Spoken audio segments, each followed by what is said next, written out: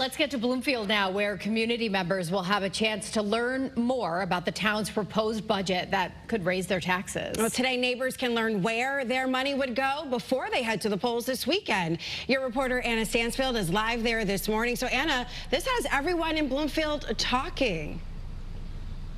Yeah, there's been a lot of debate here, and it's pretty clear as you drive through town, not everyone is on board with this proposal. There are several vote no signs littered along the roadways here in Bloomfield, and today these locals are likely going to have a lot of questions for their leaders before they head to the polls this weekend.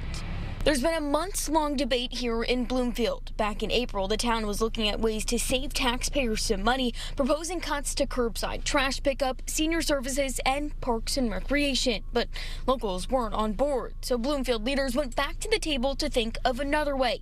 The adopted budget would raise property taxes by 3% and draws nearly $3.7 million from the town's general fund. Now, 2 meetings are set for today where locals can learn a little bit more about this proposal. One at 1 o'clock this afternoon, the second at 6 o'clock tonight. And that's, again, all ahead of them heading to the polls this Saturday. I'm your reporter live in Bloomfield, Anna Stansfield, Channel 3 Eyewitness News. All right, Anna, thank you.